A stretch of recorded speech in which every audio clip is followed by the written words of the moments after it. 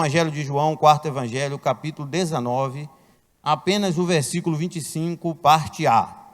Amém? Então, 19, o capítulo de João, versículo 25, apenas a parte A, até a palavra mãe. Diz assim, na versão que eu escolhi, versão King James, foi de um rei que, muito preocupado com a palavra, ele pagou um valor muito caro para que vários estudiosos, tradutores, fizessem a melhor tradução possível do original. E essa Bíblia é uma das Bíblias bastante assim relevante no mundo teológico. Diz assim: e junto à cruz de Jesus estava de pé sua mãe. Na versão mais tradicional, a JFA, que é João Ferreira de Almeida, um padre católico que se converteu ao Evangelho, também traduziu muito bem: junto à cruz de Jesus estava sua mãe. Até aí, vamos reclinar a nossa cabeça e orarmos mais uma vez. Eterno Deus e bondoso Pai, a Ti toda a honra, toda a glória, todo o louvor, Senhor. Nesta hora bendita nós consagramos a Ti. Não deixe, ó Deus, que meus lábios profirem nenhuma palavra que não seja segundo a Tua vontade. Que eu diminua e que o Senhor cresça, o Seu nome seja glorificado nesta noite. Abre a porta da palavra, da revelação, ó Deus, e assim como o Senhor conduziu este culto de forma maravilhosa, até aqui, ó Deus, com abertura, os louvores, o coral, te exaltou belissimamente, que também esta parte, ó Deus, seja um complemento glorioso para a honra e para a glória do Teu nome. Em o nome de Jesus, o Senhor edifique a nossa vida, produzindo fruto e acrescentando aquilo que o Senhor tem, para que se cumpra aquilo que o Teu Espírito usou o apóstolo Paulo na missiva à igreja de Filipos, a igreja grega de Filipos, capítulo 1, verso 6. Tendo por isso mesmo certo que aquele que em nós começou a boa obra, aleluia, aperfeiçoará até o dia de Cristo Jesus. Aperfeiçoa, Deus, a porção de hoje à noite, assim como foi tão maravilhoso pela instrumentalidade do Teu filho, o servo, pastor Marco, pela manhã. Que o Senhor me use pela Tua misericórdia, em nome de Jesus. Amém. Amado, o título da nossa meditação é a dor de Maria. Eu confesso aos irmãos que em mais de 40 anos de crente já preguei exaustivamente sobre o Calvário, mas nunca tinha pregado, o pastor Marco, pastora Sandra, irmãos aqui, numa ótica da visão de Maria. Confesso que já preguei as 7 palavras da cruz, já preguei o Calvário até na visão de Dimas, o ladrão da direita, mas nunca preguei o Calvário na visão de Maria. E este mês Deus me deu essa mensagem, a dor de Maria. Amados, apesar do versículo escolhido citar o momento de Maria junto à cruz, o sofrimento dela como mãe começou muito antes. Quando ela soube que Jesus, lá no Getsêmani, Jesus já prevendo, preste atenção, que ele seria preso, a sua alma angustiou-se. Lucas, apóstolo, que era médico, escreveu numa visão médica, que ele escreveu para os gregos, os ilustres sábios da época, e ele escreveu que aconteceu um fenômeno muito raro na medicina com Cristo, uma angústia tão grande que os vasos sanguíneos próximos aos poros romperam e ele suou sangue. Isso é uma situação de angústia muito rara. Só numa angústia muito grande, e ele orou em agonia por 1 hora, enquanto os discípulos não conseguiam orar e pegavam no sono. Ele disse: não pode vigiar comigo nem sequer 1 hora, e ele orava incessantemente: Pai, se possível for, passa de mim este cálice, todavia não seja a minha vontade, mas a tua. E ali, a ponto que Deus, entendendo aquele momento de Jesus, despojado da sua divindade de forma humana, foi muito sábio Paulo, quando recebeu do Espírito Santo, escreveu a carta aos Efésios, melhor dizendo, aos Filipenses, de novo, capítulo 2, subsistindo na forma de Deus, ele falando de Cristo, não teve por usurpação ser igual a Deus, mas esvaziou-se. Ele deixou temporariamente a sua capacidade de Deus e assumiu a forma humana. E ele sofreu como homem para ser fiel ao sumo sacerdote sobre as nossas vidas, porque se ele sofresse como Deus, nem poderia sofrer, porque Deus não sofre, Deus é todo poderoso, Deus não tenta e de ninguém tentado. Jesus sofreu porque ele estava renunciado da sua divindade, por isso que ele sofreu, e ele ali sofreu até a morte. E quando ele estava no Getsêmani, a palavra Getsêmani quer dizer prensa de azeite, ali naquele vale onde tinha muitas a semente, né, que faz o azeite da oliva, tirava a oliva e ali era prensada para tirar o azeite. Jesus, como a oliveira do Pai, foi prensado.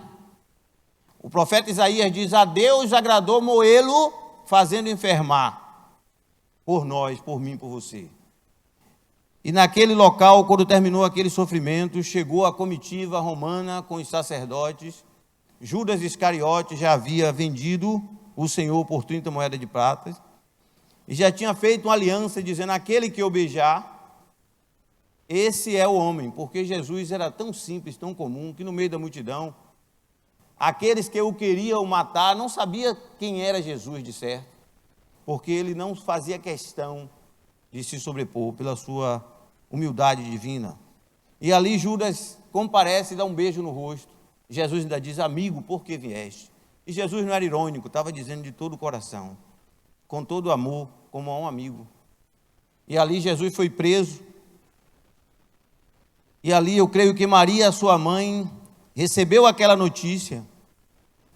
E nós vimos, até quando não queremos, nos noticiários, quando um delinquente aqui na violenta cidade de Salvador, que é uma das mais violentas cidades do Brasil na atualidade, recentemente disseram que aqui está com 11 facções de narcotráfico, do crime, disputando uma contra a outra. Às vezes é bala para lá, bala para cá, não tem nem polícia, é um querendo tomar o ponto do outro. Só o anjo do Senhor para nos guardar, mas ele está a guardar a mim e você, aleluia, louvado seja o nome do Senhor. Mas quando acontece até que um marginal, alguém que está no tráfico, é preso pela polícia, nós vemos no noticiário, aqueles que assistem, eu até recomendo que não assistam, mas às vezes até sem querer você vê pessoas, mães chorando, diz: olha, eu dei conselho, mas ele não escuta. E a mãe, se pudesse, entrava na viatura para tirar o filho, para nem sequer ir preso alguém que é marginal. Agora imagine Maria, que sabia quem era Jesus, porque o anjo mais importante do céu, um dos mais importantes, porque ele disse: eu assisto diante de Deus.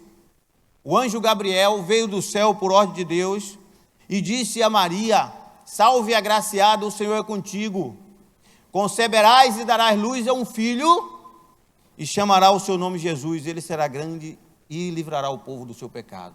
E ela disse: como se dará isso, visto que eu não conheço o varão?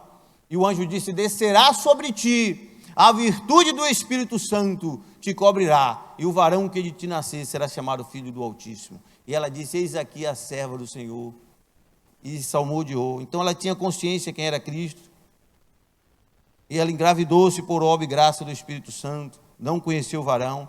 Jesus nasceu, ela cuidou com todo carinho, juntamente com José, seu pai adotivo. E agora ela, sabendo que seu filho era o Filho de Deus, que nenhum mal cometeu, justo, foi traído por um dos seus discípulos mais chegados, e agora estava sendo levado preso. Ali começou a angústia de uma mãe. Eu quero pregar nesta noite da ótica de Maria. Eu gostaria de convidar cada um de vocês sentado aqui para enxergar como se você fosse uma mãe. Até mesmo você que é homem, se coloque no lugar. É possível fazer essa empatia. Maria sabe, olha, Jesus foi preso. E ela sabia do rito romano, amados, quando pegava um, entre aspas, criminoso. Jesus preso foi surrado à noite na cadeia romana, antes do julgamento que seria na sexta-feira. Muito debilitado, ele agora vai passar por um julgamento. E lembrando, amado, que o amor de uma mãe, segundo o próprio escreveu o Senhor na sua palavra, pelo profeta Isaías, capítulo 49, verso 15, O Senhor diz: porventura pode uma mãe esquecer-se de um filho que cria, que não se compadeça dele, do filho do seu ventre? Mas ainda que essa esquecesse, preste atenção no tempo verbal, a mãe verdadeira não esquece. O Senhor diz: contudo eu não me esquecerei de ti. Então Maria sabia quem era Jesus. A angústia daquela mãe, que até o escritor não foi muito assim focado em mostrar a visão de Maria. A Bíblia foi escrita numa ótica mais dos algozes, mas o Espírito Santo quer nos levar a essa visão. Como estava o coração dessa mãe? Eu me lembro quando os nossos filhos, quando eu falo nosso, meu e de Josi, duas crianças abençoadas, hoje já são rapazes, um rapaz e uma moça, né? Natália estava aqui louvando, o Gabriel está louvando ali na igreja com a irmã, compondo, é muito instrumentista, Deus abençoou sobremaneira. Quando eles ainda criança, tinha um processo alérgico, muitas vezes nós tínhamos que sair às pressas, levar de carro ali no Hospital Evangélico em Brota, era o nosso convênio da época. Já teve vezes que eu tive de fazer vigília ali, acompanhando na emergência, enquanto ele tomava nebulização, e como ficava o nosso coração, porque pai é pai, você que é pai, que é mãe, sabe disso. Imagine como estava o coração de Maria, agora sabendo que Jesus foi preso, e Jesus foi traído por Judas, e os demais discípulos o abandonaram. E agora Maria, conhecendo o rito romano, provavelmente Maria estava ali angustiada, orando ao Pai, naquela situação pelo seu filho.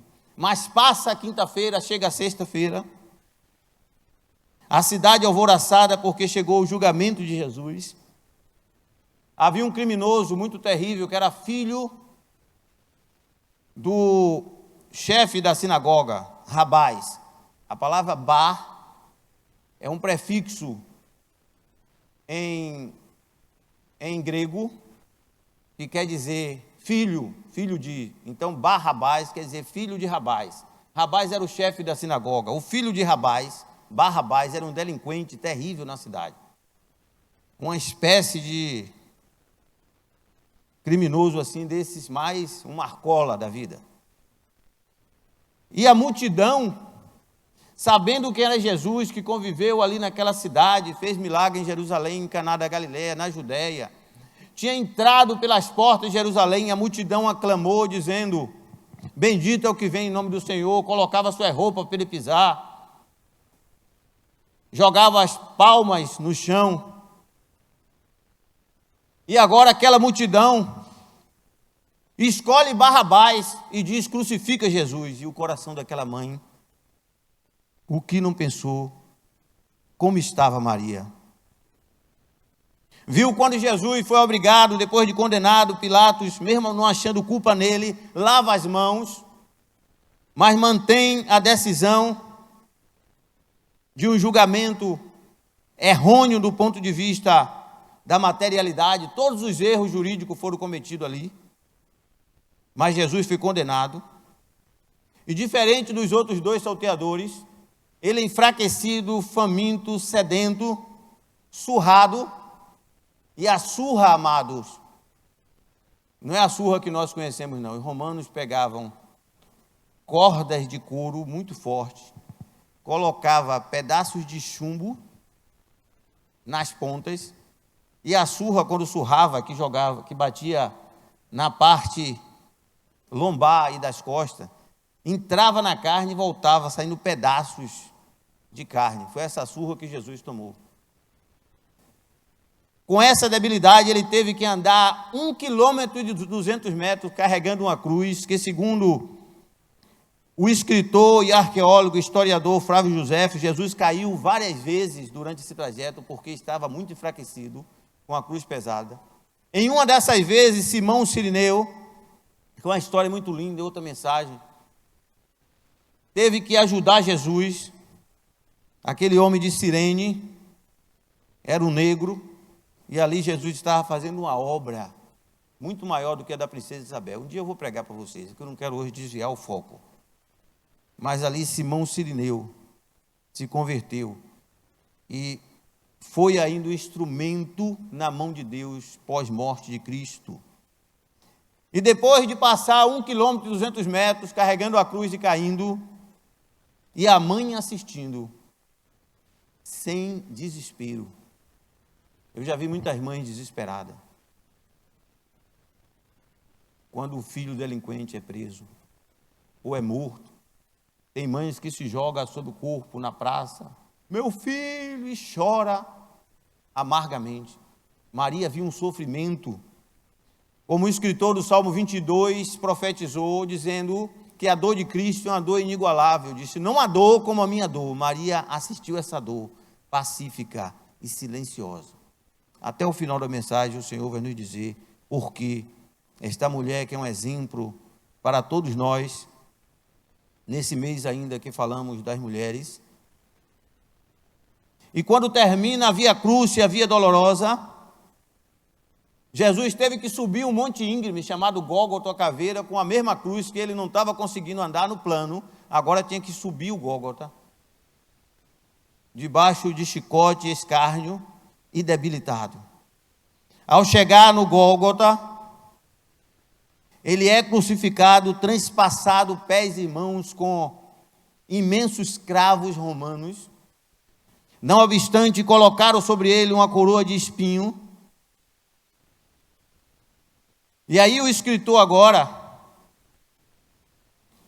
escreve o que nós lemos nesta noite. Junto à cruz de Jesus estava de pé sua mãe. Quem é mãe aqui? Levante a mão. Vocês que são mães talvez estão tendo uma visão muito maior do que a nossa, que somos homens, mas nós entendemos também. Não é fácil, por muito menos. Eu já orei por mães desesperadas, em gabinete pastoral, em cultos. Por muito menos, eu já vi mãe dizer, pastor, ore para Deus libertar meu filho das drogas. Por muito menos, amados, eu já vi mães chorar em altares de igreja por libertação de filhos. Eu já vi mães enconsoladas em enterros. E aqui Maria não teve um comportamento tão destacado para o escritor falar nada mais do que dizer, junto à cruz de Jesus estava de pé sua mãe. E quando falamos da cruz, muitas vezes nós esquecemos, amados, que durante a crucificação, que foi uma tortura de um filho assistido por uma mãe, muitos filhos são torturados no mundo, mas mãe nenhum assiste. Maria teve que assistir a tortura do seu filho, que levou 6 horas. Segundo o escritor Marcos, do segundo Evangelho, capítulo 15, 25, era a hora terceira quando o crucificaram. Hora terceira é 9 da manhã, diga comigo, 9 da manhã. E Jesus só deu o último brado, a hora nona, 3 da tarde. De 9 da manhã às 3 horas, ela estava em pé na cruz, ouvindo muitos dizerem, se tu és o Filho de Deus, desce da cruz. Ela viu o ladrão da esquerda dizer isso, acompanhando o coro da multidão, se és o Filho de Deus, desce a cruz, salva a ti mesmo e a nós também. Ela contemplou Dimas repreender o seu amigo criminoso, e orar, dizer, Senhor, lembra de mim quando estares no teu reino. Mas ela contemplou, amados, os soldados, além da tortura em si, da morte da cruz, que era uma morte por hemorragia lenta, por a pessoa perder muito sangue, o sangue é o condutor do oxigênio ao pulmão. Jesus perdia muito sangue, a ponto de começar a ficar com falta de ar, além da dor. E ele ter sede, e o soldado, ao invés de lhe dar água, molhou uma esponja feita de uma planta, isopo, molhar no vinagre e oferecer, e ele não quis beber, porque viu que não era água. Ele teve que ser torturado com sede, e Maria em pé. 6 horas, gesso, olhando o seu filho, sem desespero. Não obstante, quando chegou próximo à hora da morte de Jesus, o soldado romano, para acelerar a morte, quebrou as pernas do ladrão da esquerda. Por ordem sequencial lógica, ele tinha que ir para o meio. Ele pulou o meio, porque a palavra de Deus está escrito: nenhum dos seus ossos pode ser quebrado. E quando a palavra de Deus fala algo, amado, queira o inferno ou não, Aramacalabassúria, se cumpre a palavra de Deus. E a palavra de Deus está sobre nós. Você tem promessa de Deus. Creia na palavra, viva a palavra, porque passarão os céus e a terra, mas as palavras do Senhor nunca haverão de passar. Bramiu o leão, quem não ouvirá? Falou o Senhor, quem não profetizará? Disse Amós: certamente não fará o Deus Todo-Poderoso coisa alguma sem que não revele os seus segredos aos seus servos, os profetas.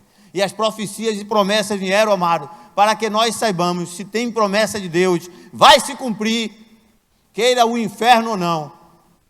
Tudo passará, mas essa palavra é infalível. Você que já entregou sua vida a Jesus, saiba que Ele vai voltar. Hoje eu conversava no almoço com alguns irmãos. Há um corpo glorificado semelhante ao de Cristo, e você vai desfrutar do céu de glória. Aleluia. Vale a pena ser fiel, amados. E aí aquele soldado, por causa da palavra profética, ele não pôde cumprir, ele foi e quebrou do ladrão da direita. E quando ele voltou, agora não tem mais ninguém para quebrar, é só o dele. E o rito romano é quebra, porque quebrando os ossos acelera a morte. Mas ele não pôde cumprir, porque não vale o que Roma fala, nem Brasil, nem ninguém, nem Putin na Rússia. A última e única palavra veraz verdadeira é a de Deus, aleluia, que se cumpre na vida de todo aquele que crê, que tem uma aliança com Cristo. E tinha uma palavra e disse assim: transpassaram ali o lado. Ele não sabe nem porquê, ele teve que fazer para se cumprir a palavra. E ele pegou a lança, quebrou o rito romano. Não vou quebrar os ossos desse, mas peguei a lança e vou transpassar. Ele cumpriu a palavra, e ali daquele lado saiu sangue e água. Estava nascendo a igreja. Depois o apóstolo João vai dizer: aqueles nascidos, no plural, não só de sangue, mas de água. E João estava instruindo a igreja, falando, a igreja lá, João apóstolo, falando do nascimento, assim como Eva, Deus fez uma incisão, tirou a mulher. Deus fez uma incisão em Cristo e tirou a mim e a você, nascidos do sangue e da água, do sangue de Cristo e da água que é a palavra. Um dia você nasceu da água, porque você ouviu a palavra e creu. A Bíblia diz: se com a tua boca confessares ao Senhor Jesus, e em teu coração creres que Deus o ressuscitou dos mortos, serás salvo. Eu fiz isso, você fez isso. Você nasceu da água que é a palavra, e nasceu do sangue, porque a palavra foi ferida, e você é noiva do Cordeiro, e Ele está voltando para o casamento. Louvado seja o nome do Senhor. Aleluia. E ali, amados, Maria em pé, ao pé da cruz. E Jesus exclama na hora nona, dizendo: Eloi, Eloi, lama sabachthani, que traduzido é: Deus meu, por que me desamparaste? E logo depois desse brado, ele expira. E eu quero parar aqui. O sofrimento de Maria não acabou aí, mas é uma pergunta do Espírito para a gente entrar na parte B da mensagem. Como Maria, a mãe de Jesus, uma mãe, e não é uma mãe comum, a mãe do Filho de Deus, que recebeu a visita presencial do anjo Gabriel, que assiste diante de Deus, que por 9 meses guardou Jesus no seu ventre em silêncio, a ponto de quase perder o casamento que haveria de acontecer um ano depois, que ela estava desposada, era uma espécie de noivado, que nem ao noivo ela falou, que o noivo tentou deixá-la secretamente, mas Deus disse: não faça isso em sonho a José, porque o que nela está gerado é do Espírito Santo. Ela não falou a ninguém. 9 meses, criou o seu filho com todo amor, que vê agora seu filho sendo morto numa das mortes mais torturadoras e dolorosas de todos os tempos, sendo zombado, e ela silenciosa ao pé da cruz. E a pergunta é: como Maria conseguiu suportar tamanha tortura ao seu filho, de pé, junto à cruz, sem nenhuma conduta desesperadora, sem tentar nada contra seus zombadores? Ou dizia assim: se quiser me mate também, mas eu não vou deixar isso barato. Os soldados a mataria pela espada, mas ela estava ali, quieta. Nem sequer o escritor disse assim: Maria chorava copiosamente, não está na Escritura. Eu até imagino que podia chorar, ou chorou.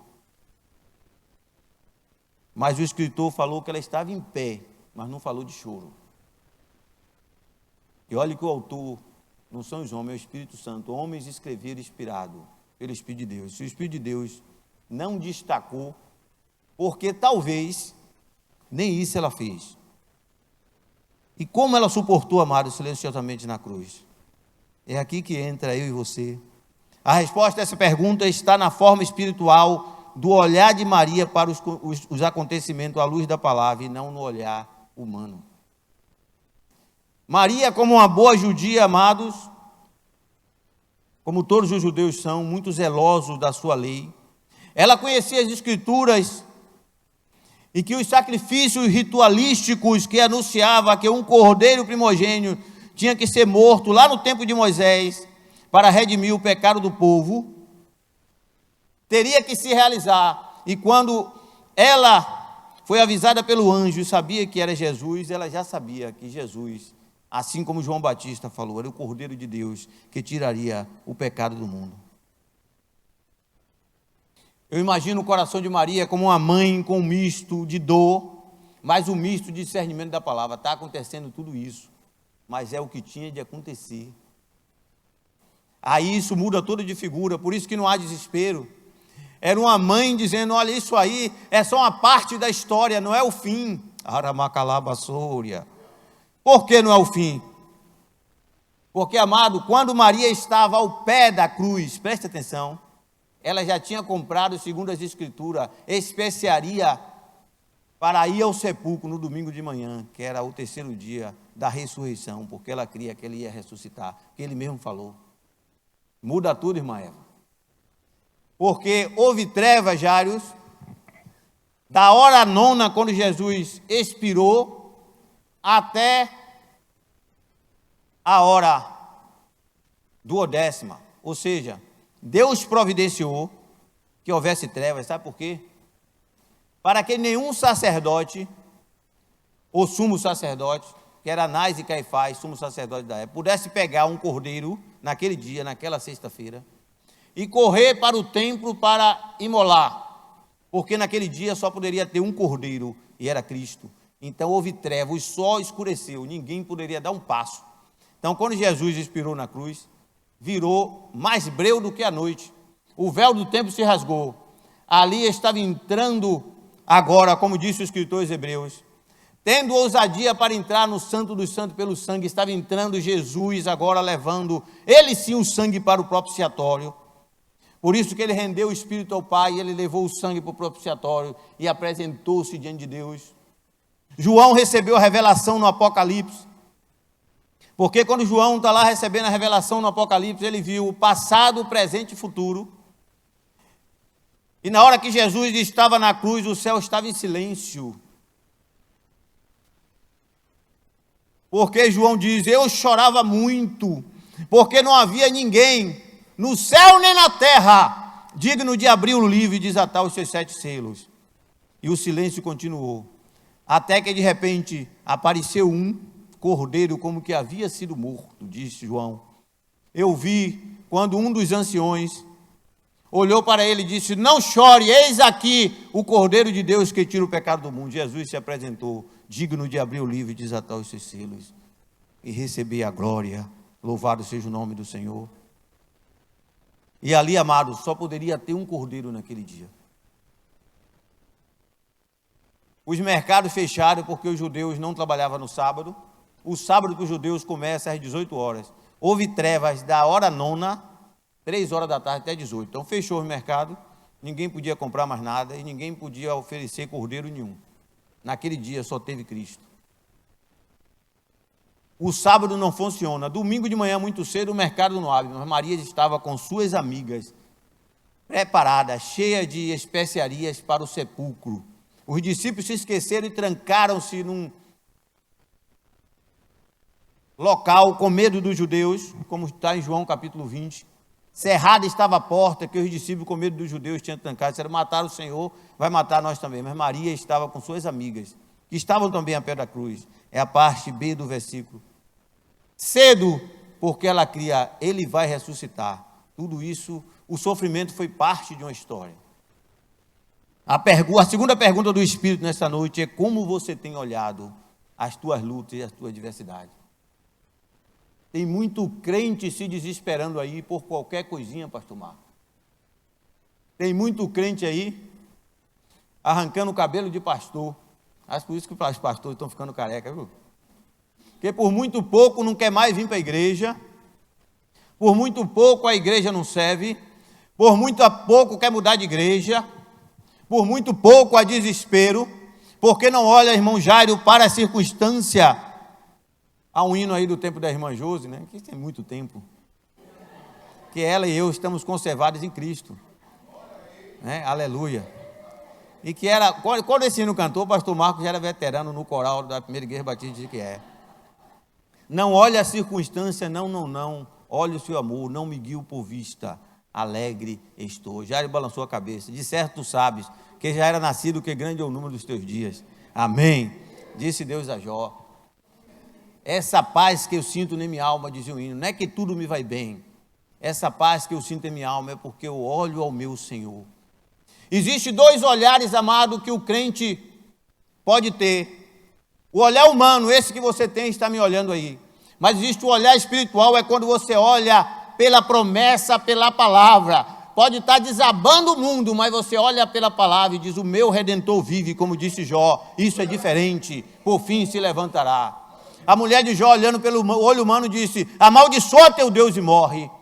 Jó disse: como fala uma tola, assim fala tu. Recebeste o bem de Deus, o mal não pode receber.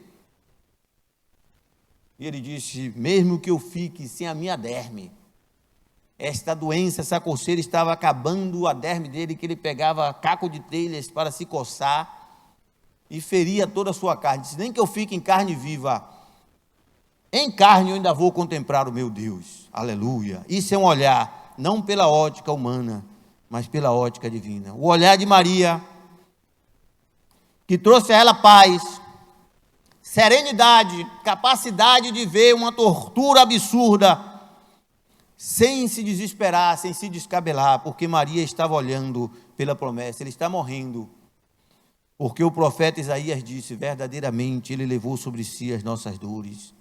O castigo que nos traz a paz estava sobre ele, pelas tuas feridas fomos ou seremos sarados. Amados, como você tem olhado as suas lutas? Eu sei que você entrou nessa noite, você tem luta, você tem adversidade, você tem muitas vezes problema no lar, no seu trabalho, você tem problema em muitas áreas da sua vida. Mas como você tem olhado? Pela palavra, pela promessa ou pelo olhar humano? Pelo olhar humano, o crente se desespera. Geazi era crente, se via um dos mais inspirados profetas, cheio do Espírito Santo, Eliseu, porque Eliseu foi maior do que Elias. Porque Elias disse: se tu me vê quando eu for tomado, o que você pede, lhe será concedido. E o que foi que Eliseu estava pedindo? Eu quero porção dobrada, irmão Valadares, do teu espírito, o dobro. E a Bíblia é fiel. Elias fez 7 grandes milagres, Eliseu fez 14. Tudo em Eliseu foi dobrado. Se Elias foi um profeta poderoso, Eliseu foi poderoso 2 vezes. E Eliseu estava em Dotã, tinha revelado o intento do rei inimigo contra Israel. Várias vezes Israel foi livre, segundo a palavra, não só 1 e 2 vezes, mas várias vezes. A ponto do rei inimigo dizer: tem um espião de Israel em nosso meio. E alguém disse: não é espião não, rei. Tem um profeta lá em Dotã, que aquilo que o senhor pensa, que o senhor cria de estratégia na sua cama de dormir, ele revela ao rei de Israel, e o rei de Israel não cai na sua emboscada. Ele disse: então manda buscar esse homem. Mandaram uma guarnição de soldados inimigo lá em Dotã, na casa de Eliseu. E quando Geazi pela manhã abre a porta, que ele vê um batalhão de soldados inimigos, ele disse: ah, meu senhor, o olhar humano. Cavalos e cavaleiros do adversário nos cercou. E Eliseu, cheio da graça, disse: ó Senhor, abre os olhos dele para que ele veja. Quando Eliseu ora, a irmã Eva, diz que Geazi começa a ter uma visão que ante o exército adversário havia cavalos e cavalheiros do céu guardando. E Eliseu cegou aqueles homens, conduziu para a cidade. O rei até queria matar, disse: não vai matar ninguém, conduz para a cidade e libera todos. Você não está vendo, mas você é guardado 24 horas, porque o anjo do Senhor acampa ao seu redor e te livra. Aleluia. Por isso temos que aprender a dar graça, amados. Eu posso citar outro exemplo para mostrar que Maria estava num olhar privilegiado, que o Espírito Santo nos chama a atenção nesta noite, para passarmos pelas nossas lutas e diversidade por esse olhar. A criada de Sara, Agar, quando despedida pelo deserto, levou apenas um pequeno reservatório de água, um odre, segundo Gênesis 21:15, e diz o texto sagrado que, consumida a água que estava no odre, ela andando errante no deserto de Beceba, ela, para que não vê o filho morrer, colocou numa distância de um tiro de flecha, e foi para distante, levantou a sua voz e começou a chorar. Uma reação totalmente natural de uma mãe desesperada, sedenta no deserto, sem água, e levando uma criança. Mas a luta de Agar, junto da luta de Maria, ó, é como diz no popular, uma fichinha. Ficar 6 horas no Calvário, vendo o filho ser torturado, além de saber que ele foi surrado, preso, traído pelos seus discípulos, abandonado. Ó, Maria não abriu a sua boca, porque Maria olhava pela promessa. Agar estava olhando fisicamente. Estava olhando tão fisicamente que não conseguiu ver que havia um tanque ali, Deus já tinha provido. Quantos de nós, muitas vezes, a provisão de Deus já chegou e nós estamos murmurando, porque não estamos com o olhar correto. Mas o menino que tinha a semente de Abraão clamou. E o anjo do Senhor diz: Agar, não chore, porque Deus ouviu a voz do menino. E aí os olhos dela se abriram, havia um tanque ali, ela encheu o reservatório e continuou sua jornada. Louvado seja o nome do Senhor. Qual era a maior dor? A de Agar ou a de Maria? Os comportamentos foram diferentes. Eu quero entrar na homilética dessa mensagem. Como temos olhado, amado, nossas lutas e adversidades. Maria, como eu falei, sabia do propósito que Jesus nasceu com a missão de morrer. E ela olhou o martírio do seu filho como cumprimento das Escrituras. Não importa, não vai acontecer nada aquilo a mais do que o que a Escritura estabeleceu. Por isso, eu vou sofrer minha dor, mas confiante naquilo que está escrito. Louvado seja o nome do Senhor. Maria sabia que o seu filho seria condenado mesmo sem culpa, porque estava cumprindo a profecia de Isaías. Ele foi ferido por causa das nossas transgressões e moído por causa da nossa iniquidade. O castigo que ele traz a paz estava sobre ele, e pelas suas feridas fomos sarados. O apóstolo Paulo escreve sobre isso na missiva aos Coríntios, 2 Coríntios capítulo 5, 21, aquele que não conheceu o pecado, se fez pecado por nós, para que nós fôssemos feitos justiça de Deus. Maria sabia que toda a tortura do seu filho estava limitada ao que estava nas Escrituras: zombaria, as coroas de espinho, a lança transpassada no seu lado e a morte de cruz. O Salmo 22, que era um cântico conhecidíssimo dos judeus e Maria conhecia, ele diz a partir do versículo 1, Salmo 22, Deus meu, por que me desamparaste? A mesma palavra que Jesus disse quando expirou, estava no Salmo 22. Até essa palavra Maria sabia que estava na Escritura. Por que te alonga o meu auxílio e das palavras do meu bramidos? Todos os que me veem, me zombam de mim, estende os lábios, maneia a cabeça, dizendo: confiou no Senhor que eu livre. Exatamente como estava acontecendo. A minha força se secou como um caco, a minha língua se pega ao paladar. Está falando da sede de Jesus no Salmo 22, muitos anos antes de Jesus nascer. Pois me rodearam cães e ajuntamento de malfeitores me cercou, transpassaram-me mãos e pés. Repartem entre si minhas vestes, lançam sorte sobre a minha túnica.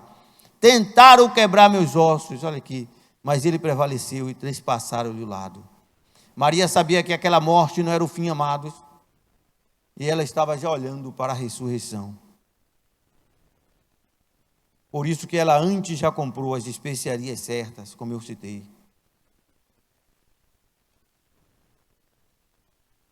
Catuca, irmão, que está do seu lado. Pergunta a ele como você está olhando para os problemas da tua vida. Pelo olhar humano ou pela palavra da promessa que Deus nos deu. Louvado seja o nome do Senhor. Aleluia. A Bíblia é recheada de promessas a nosso respeito, amados. Não temos motivo de nos desesperar. O próprio Senhor diz assim na sua palavra, em Jeremias 29:11, porque eu sei os pensamentos ou os planos que tenho a respeito de vós, diz o Senhor, plano de paz e não de mal, para vos dar o futuro que esperais. Então me invocareis, ireis e orareis a mim, e eu os ouvirei. Buscar-me-eis e me acharei quando me buscarem de todos os vossos corações. Muitas lutas nós temos, amados, mas não podemos olhar pelo olhar humano, pelo prisma humano, mas pela Escritura. Pela Escritura, a Bíblia diz que você não é vencedor, você é mais do que vencedor. Pela Escritura, a palavra diz que nem a morte, nem a vida, nem anjo, nem principado, nem coisas do presente, nem do porvir, nem altura, nem profundidade, nada nos separará do amor de Deus que está em Cristo Jesus, nosso Senhor. Ele que peleja as nossas batalhas. Vêm as enfermidades, os diagnósticos. A palavra diz em Êxodo 15:26, eu sou o Senhor que te sara, eu sou o Jeová Rafá.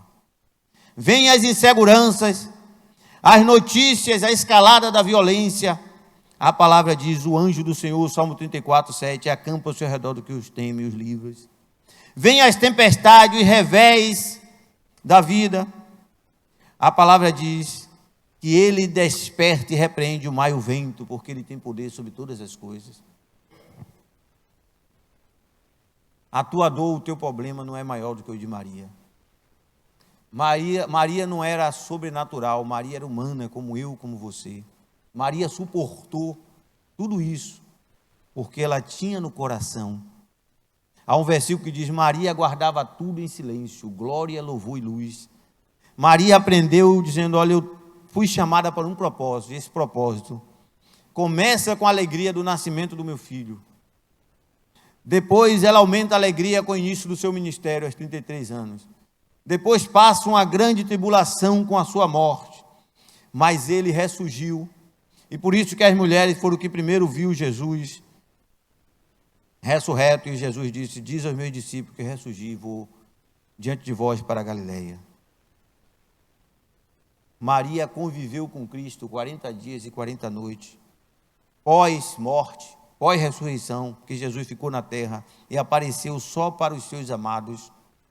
Provavelmente Maria estava entre aqueles 500 que a Escritura relata que viu Jesus subir o céu com o corpo glorificado. E Maria viu 2 anjos dizerem, varões Galileu, por que estás olhando para o céu? E esse Jesus que viste subir, haverá de descer. A promessa de que ele vai voltar, que saiu dos lábios dele, saiu dos lábios dos anjos, saiu dos lábios do profeta. Aleluia, amados. Que coisa maravilhosa. Muda tudo. Quando o crente se ampara na promessa, ele passa a ter um comportamento sobrenatural diferente daquilo que o mundo espera. O que o mundo espera de alguém que está passando por adversidade, como acontece em muitos lugares do mundo. Um missionário, amigo meu, o José também conhece, amigo nosso. Ele foi missionário na Suíça há muitos anos, filho do pastor Júnior de Miguel, o pastor Marco conhece, Silas. Foi missionário na Suíça e ele escrevia para o pai, dizendo, pai, aqui, situação financeira é nota 10, todo mundo tem posses, os pais em tesouras para os filhos, quando os pais morrem, já herdam uma fortuna. Um país pequeno com, na época, menos de 8 milhões de habitantes, uma boa distribuição de renda, nada faltava. O índice de suicídio é um dos maiores do mundo na Suíça. Ou seja, as pessoas têm dinheiro, têm posse, mas o desespero porque não tem paz. Isso já era uma coisa de 20 anos atrás. Hoje o índice de suicídio no mundo está muito pior. E até em países de terceiro mundo. Agora a coisa já inverteu. Pessoas se desesperando por qualquer coisa, porque não tem esse olhar que estava em Jó, que estava em Maria, que estava em Eliseu, e que está na minha e na tua vida, que nós precisamos dizer: Senhor, o problema está aí, mas eu tenho um Deus que é maior do que o meu problema. Dobra o joelho, entrega a causa ao Senhor e confia. Aleluia. E Deus transforma a maldição em bênção.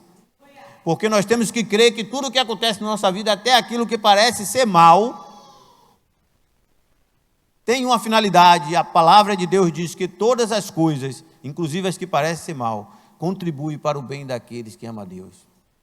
Asaf, olhando pelo olhar humano, disse no seu coração, missionário Valadares já deve ter pregado essa mensagem, todo pregador prega, pastor Marcos também: de que me vale servir ao Senhor, se os ricos estão muito bem, prosperando?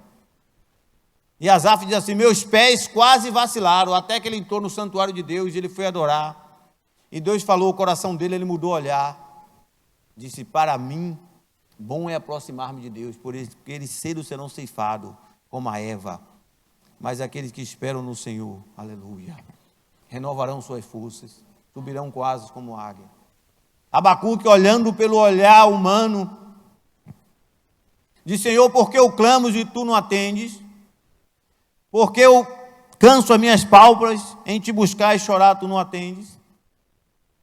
Olha como está a situação do país, a maldade assolando, os ímpios prosperando, e ele vai orando ao Senhor. Chega uma hora que ele diz: eu vou colocar na minha torre de vigia e vou ficar olhando para ver o que vai acontecer. E aí Deus visita ele, ele muda o olhar. E aí ele diz assim: ainda que a figueira não floresça, não haja fruto na vide, o produto da oliveira minta, nos currais não haja vaca. Como falou aqui o pastor de manhã, todavia eu me alegrarei no Senhor.